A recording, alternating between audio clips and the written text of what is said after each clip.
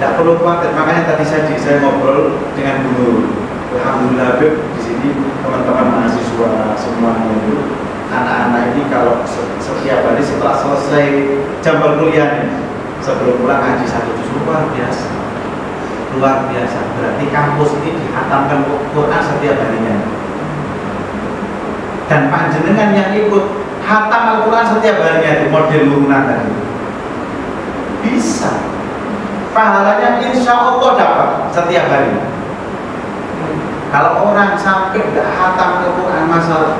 Ada para ulama yang menyatakan kalau orang menangi bulan Ramadan tidak pernah hatam satu kali Al-Quran, dia harus banyak-banyak meminta sama Allah untuk memperbaiki kondisi hatinya. Tidak beres itu hatinya, sangat kotor hatinya. Hatinya sudah luar biasa, minta sama Allah Ta'ala. Katanya para ulama, jangan doa yang lain dulu, doa untuk hatimu dulu. Kalau sudah hati kotor, hati tidak benar, tidak akan keterima semua nasihat, tak masuk. Hatta misalnya, jangankan dia yang memberikan nasihat, Habib yang memberikan nasihat. Misalnya Jibril turun, perlunya nasihati kamu. Kalau hati kita kotor, wis, alah ngomong apa Jibril ya. Paling begitu gitu. Minta dibalik. Padahal Jibril tidak turun-turun lagi sekarang. Turun tuh misalnya perlunya cuma nasihati kita, tidak mungkin ngefek. Tidak ada efek apapun kalau hati kita kotor. Hati kita nggak benar. Maka kita minta sama Allah Ta'ala. Kalau bisa itu model urunan ya, tapi diusahakan kita sendiri ada wiridan. Sehari sekali aja tidak masalah.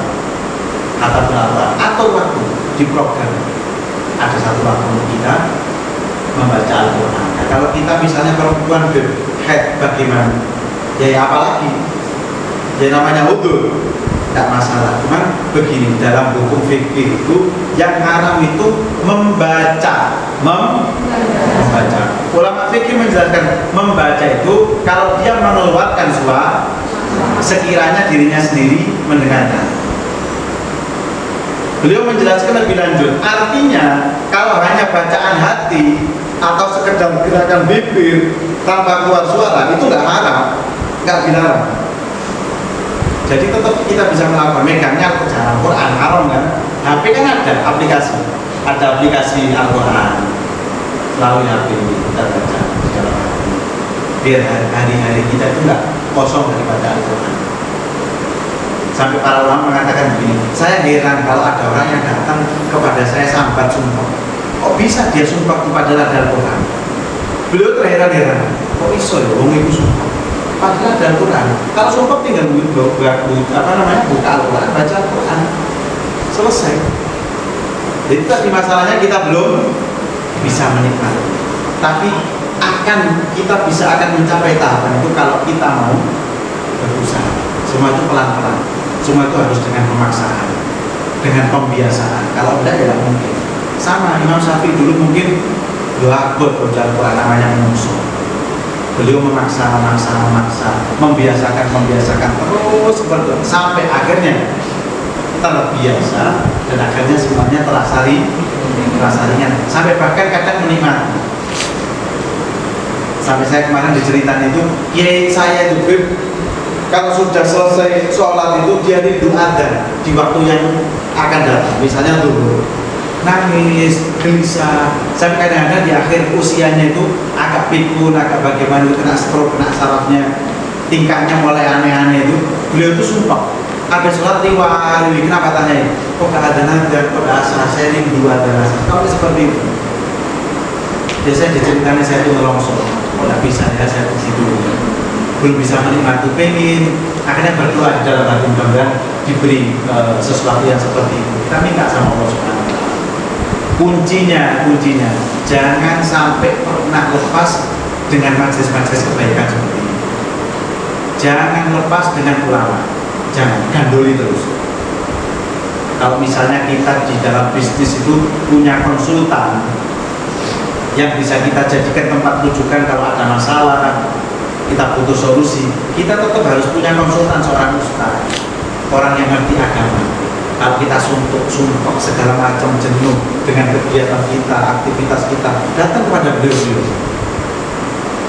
Kita sampai, datang ke majelis taklim, baca Yasin, nikmati satu perlu kamu nikmati.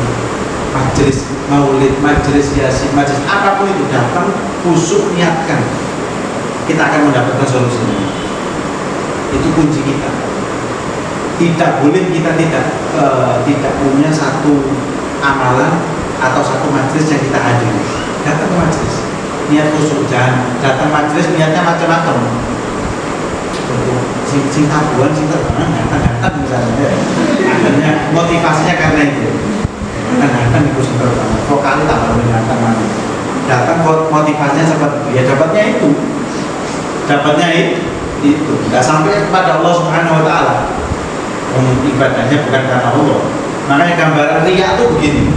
Misalnya kita beribadah, modelnya ibadahnya sama Allah Ta'ala, tapi tujuannya kepada orang lain. Ya nggak sampai ke Allah, sampai ke siapa? Ya ke orang itu. Sama kalau kita ibaratnya nulis surat kepada saudara Adi di rumah. Ceritanya Adi terus selesai dilempit, dimasukkan amplop, di amplop ditulis untuk Rudi, ditaruh di kantor pos atau di JNT. Kira-kira sampainya ke Rudi atau ke Adi? Rudi. Loh, suratnya itu isinya Adi. Kok bisa sampai ke Rudi? Ya jelas. Lalu amplopnya ditulis Rudi ya. Pihak kurir lihat, oh Rudi alamatnya ini ya. Diantarkan kemana? Ke tempatnya Rudi, walaupun isinya Adi. Sama kita ibadah sama Allah, model ibadahnya sholat untuk Allah. Tapi untuk calon mertua, calon pasangan kita misalnya khusyuk sholat biasanya gayanya ya, biasanya 3 menit, ini sampai 5 menit, 10 menit. Nah, ini sholat 10 menit gara-gara ada di musola pas ono sir-sirane ya. Khusyuk ya. Bawa tasbih. Ngaji Quran segala macam, tak pernah baca wirid. Ya sampainya ke dia toh. Mentok dapat pujian dia selesai. Dapat pahala dari Allah. Enggak sampai kepada Allah Subhanahu wa Ta'ala. Itu yang perlu kita garis bawahi. Jadi di sini tentang nuzulul Quran ke depan kita punya komitmen. Jadi biar ini bukan sekedar event begitu saja. Keluar terus tidak ada apa-apa eman.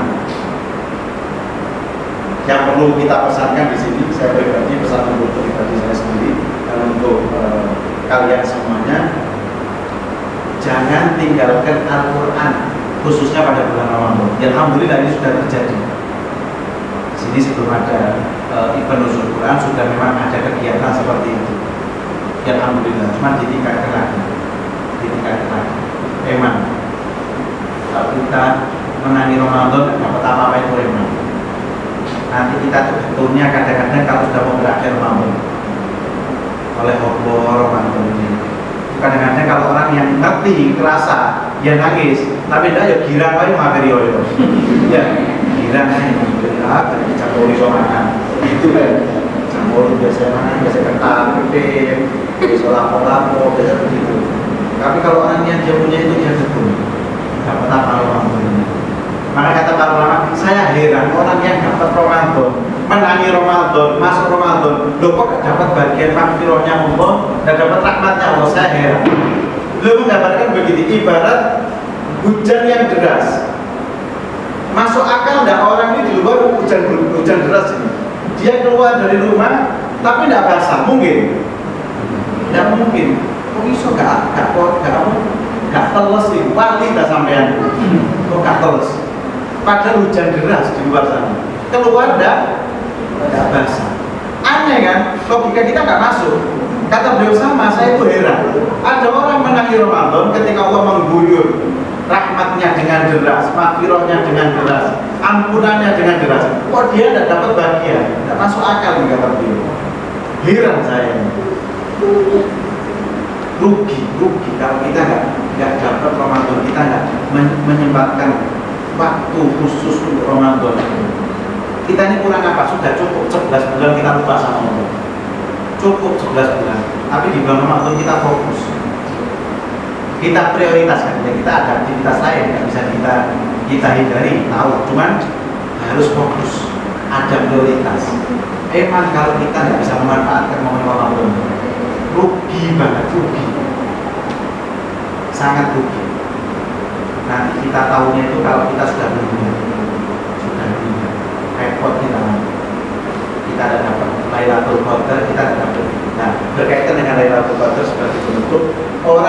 minimal ini katanya para ulama. Bisa nggak saya mendapatkan malam Lailatul Qadar? Bisa.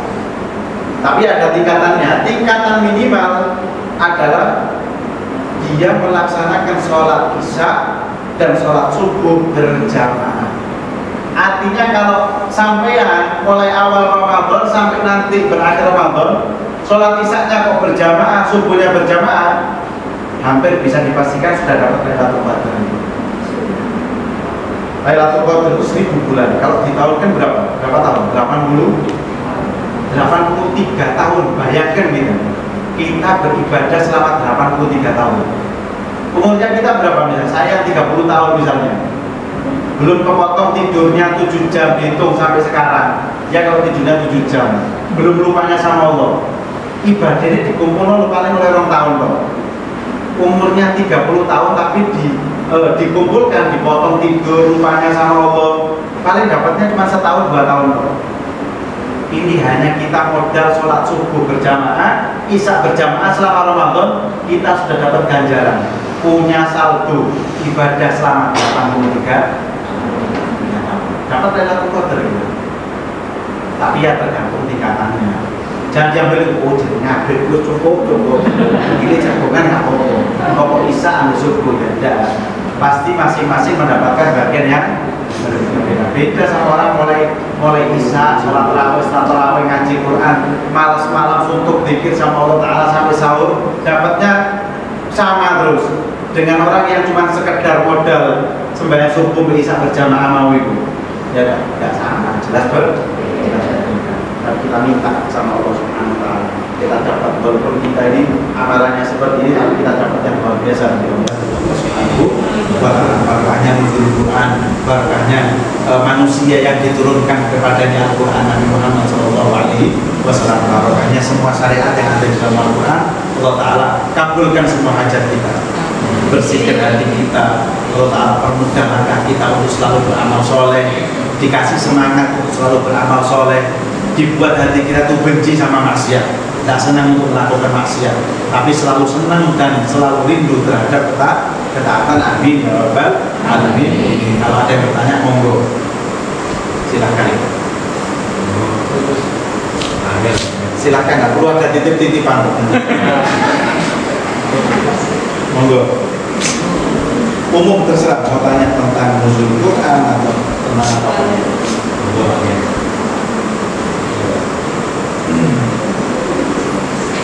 Saya lupa, biasanya kalau selesai ceramah ada pertanyaan minum, ini saya lupa kalau bahas.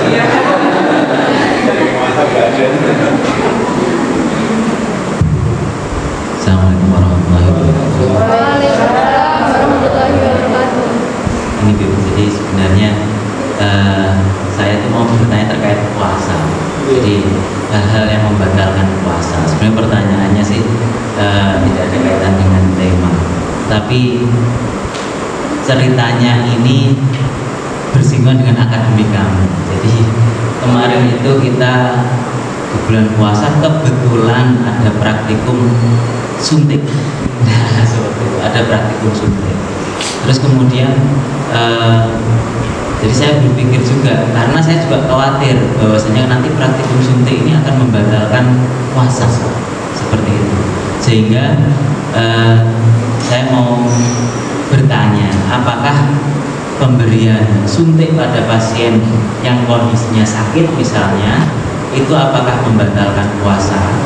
Kemudian ada lagi misalnya pemberian obat, misalnya menghirup inhaler seperti itu, apakah itu juga membatalkan puasa? Karena ketika kita inhaler seperti itu juga mungkin akan terasa lebih plong atau seperti apa. Itu aja. Terima kasih atas pertanyaan. Jadi begini, konsep perkara yang membatalkan puasa terkait yang masuk ke dalam tubuh kita itu ada 3 ketentuan.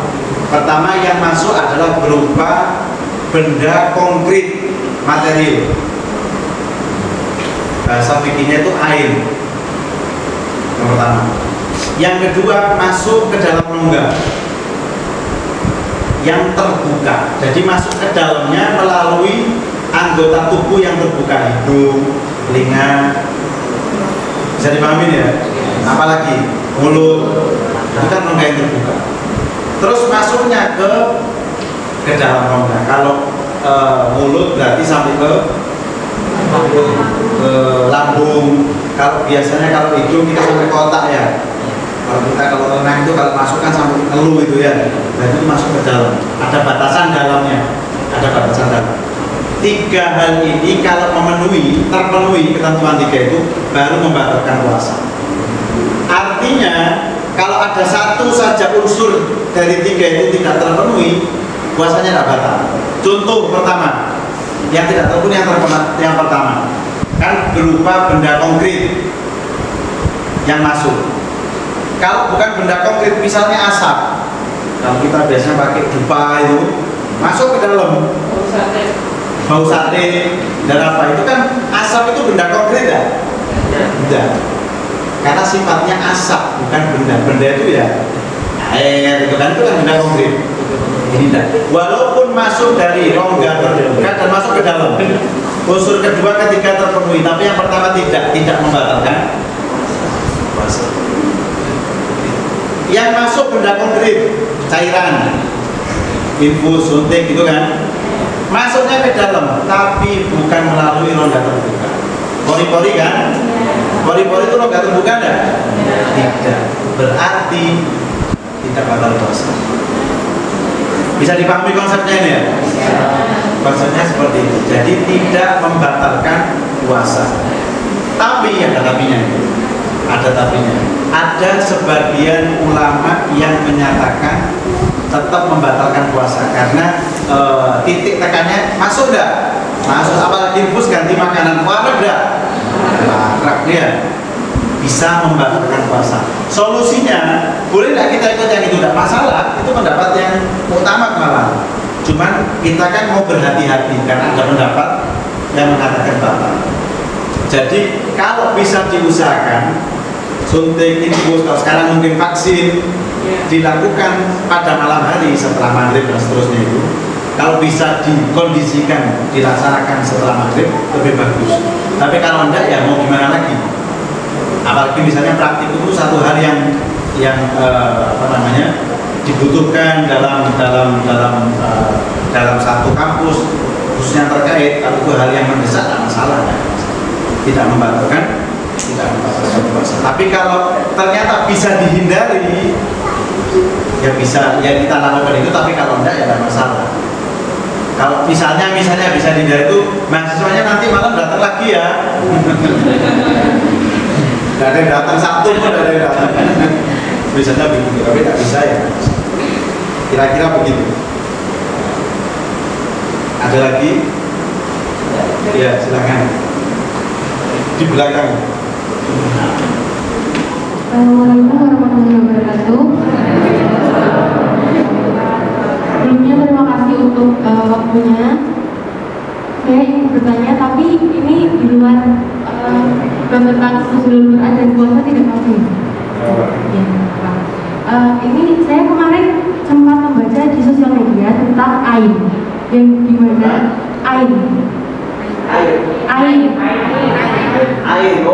Ya, dimana kalau dijelaskan di situ bahwa ketika ada orang yang membenci kita atau iri dengan kita, itu bisa berefek dengan kita, itu kita jadi sakit. Nah, itu sakitnya juga sembarang sakit, jadi agak lama gitu. Nah, pertanyaan saya itu benar atau tidak, dan seberapa efeknya dengan kita, dan bagaimana cara menghindarinya gitu. Terima kasih. Wassalamualaikum warahmatullahi wabarakatuh. Terkait masalah ain itu, ada istilahnya hal-hal yang non medis bahasanya itu ya, sesuatu hal yang sifatnya tidak kasar mata tapi bisa membahayakan kepada kita. Ada istilahnya ain, ada istilahnya sihir. Kalau sihir bisa sama, itu medianya sama, sesuatu yang membahayakan kita. Itu sangat menakutkan kepada kita, dan kadang-kadang kita ya bagaimana cara menghindarinya itu kadang-kadang suatu hal yang cukup mengganggu kita.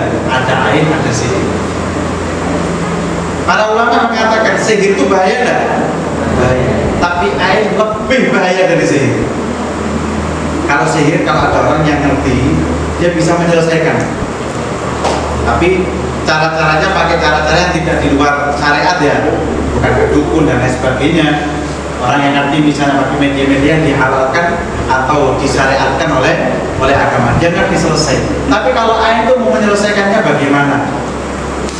Sangat sulit. Nah, ain itu memang ada di dalam diri seseorang. Ain itu mata, bahasanya mata jahat. Di daerah Yaman itu ada satu daerah namanya Sibam. Itu terkenal orang-orang itu ahli ain semuanya. Jadi pinter-pinter masalah ain. Dia kalau mau mencelakakan orang pakai ain.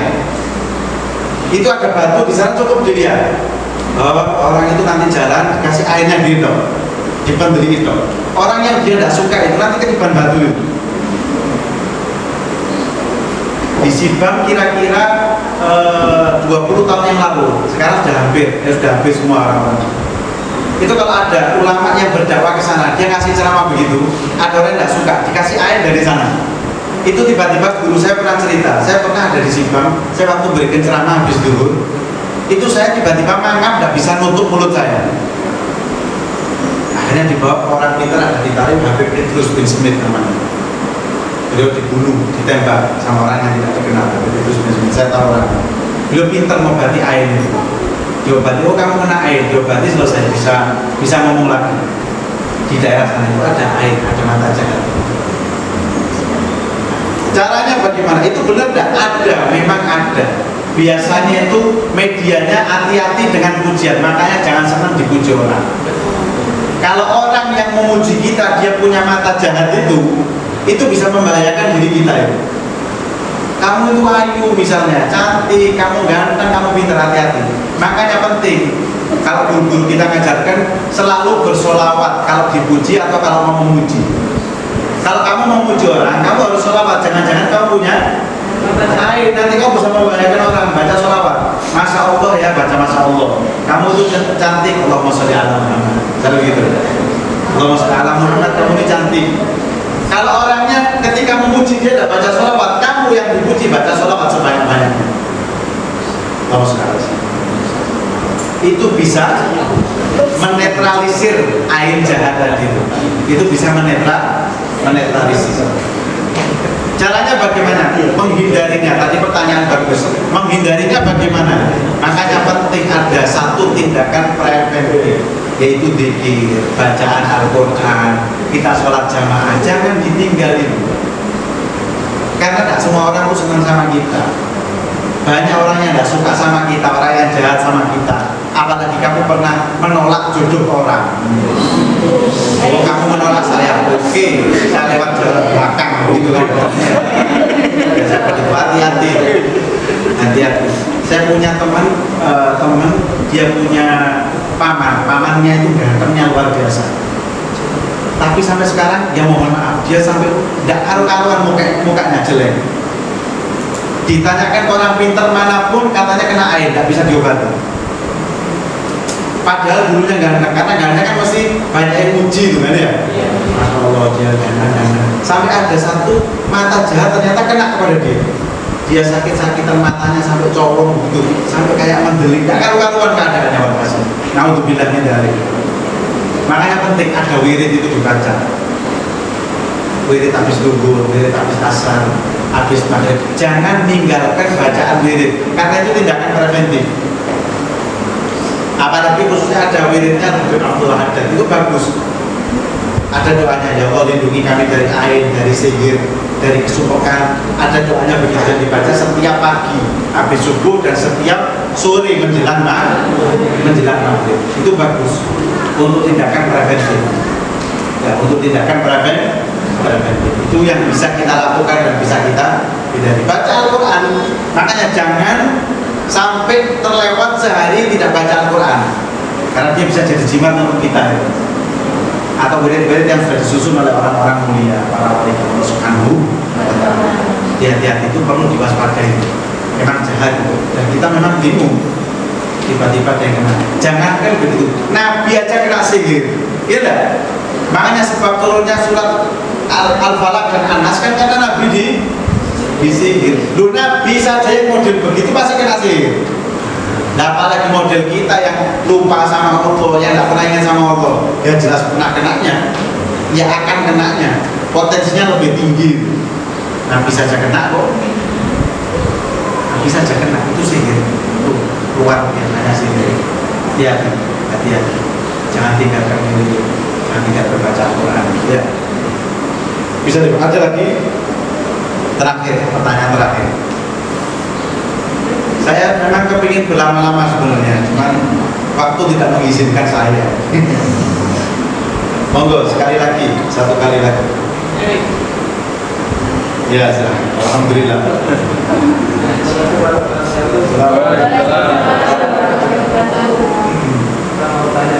Yang pertama, ada seorang itu yang dari kecil tidak di lingkungan yang total dengan agama, dulu tidak mengenal agama, ada yang mengenal tapi tidak diajari Kita ingat. ya. Jadi sampai besar belum bisa baca Al-Quran, tapi seorang tersebut berusaha belajar membaca, tapi belum bisa juga. Apakah diperbolehkan membaca Latin yang sekarang banyak yang di HP itu ada Latinnya? Apakah yang pertama, apakah itu diperbolehkan? Yang kedua, tadi terkait eksperimen Sedekah. ya, sedekah. Kita bereksperimen, otomatis namanya eksperimen itu kan pengen dapat imbal balinya. Apakah itu nanti tetap, karena kita kan tidak ikhlas, apa itu tetap ada imbal balinya ke kita atau seperti apa? Ya, Terima yang kasih. ketiga,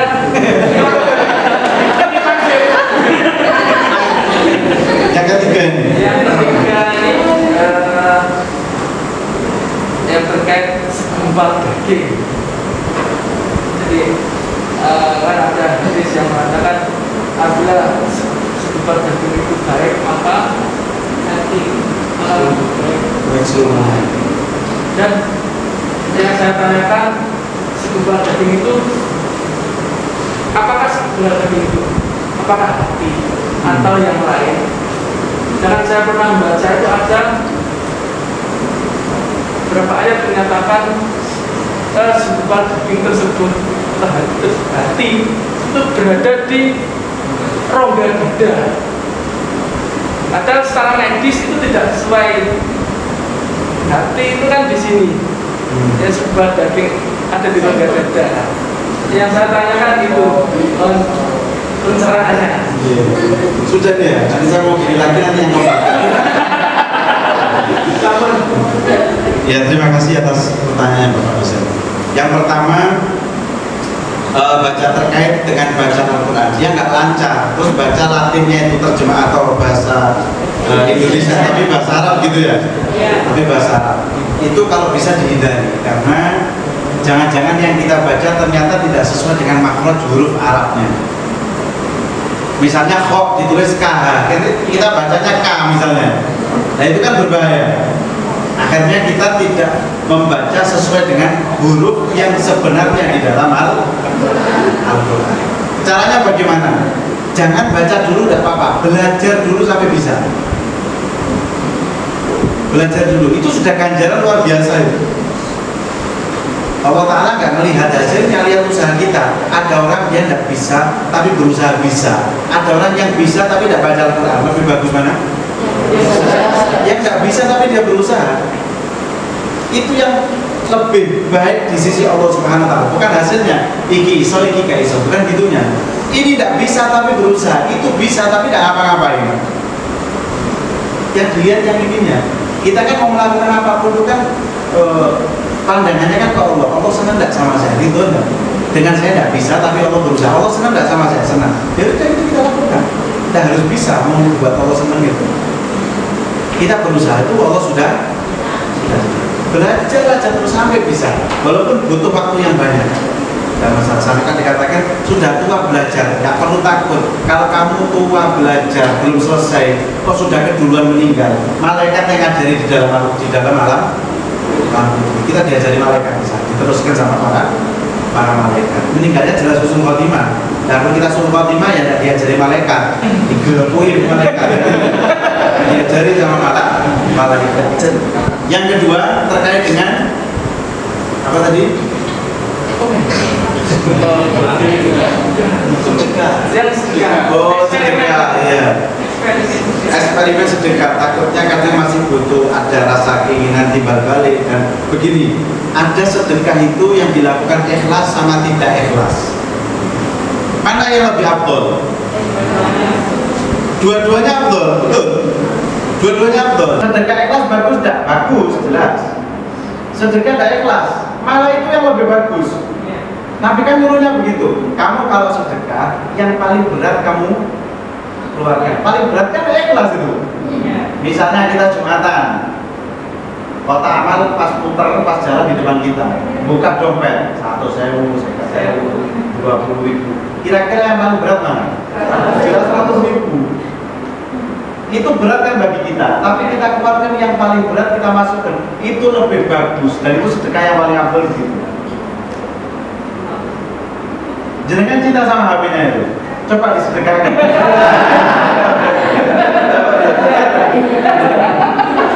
Itu afdal. Maka kadang-kadang yang ikhlas itu bagus, tapi tetap kita berharap ridhonya Allah Subhanahu wa taala. Ini ada hambaku berat bagi dia, tapi tetap dikeluarkan. Luar biasa di sisi Allah Subhanahu wa taala. Yang ketiga, kisah kembali darah. Nabi bersabda begini, inabil jasa dimudghah, kita soluhat jasa kullu, ina fasadat jasa kullu, ala wajalla. Di dalam tubuh manusia ada segumpal daging. Kalau dagingnya itu bagus, seluruh badan bagus.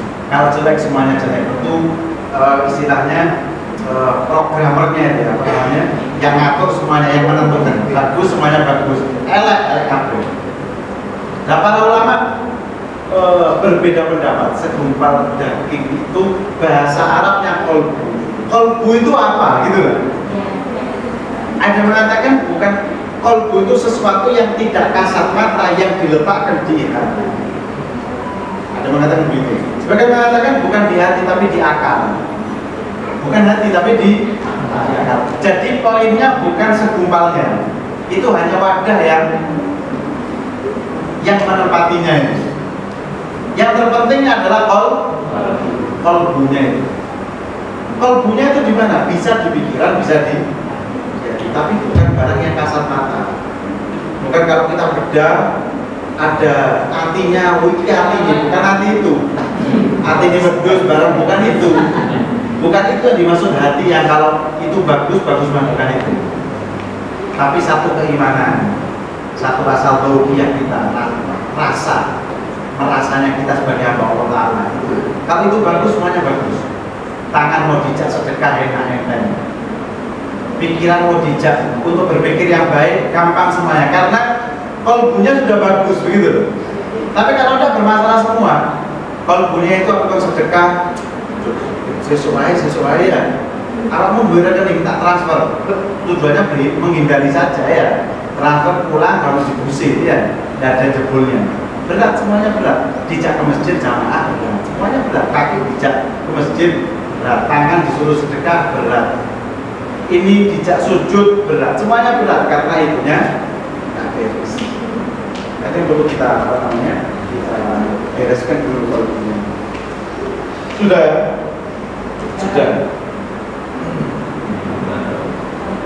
Sampai kita tutup dengan doa. Bismillahirrahmanirrahim. Allahumma shalli wa sallim ala sayyidina Muhammad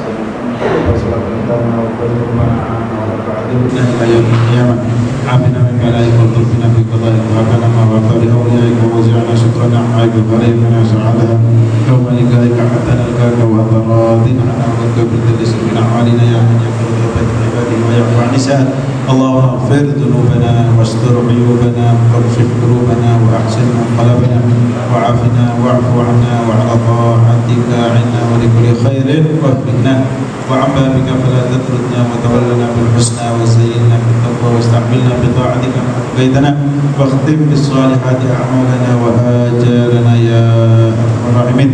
اللهم بارك لنا في شهر رمضان وأعنا على الصيام والقيام وجنبنا من الذنوب والآفات والآثام وأعنا على تلاوة القرآن وأعنا على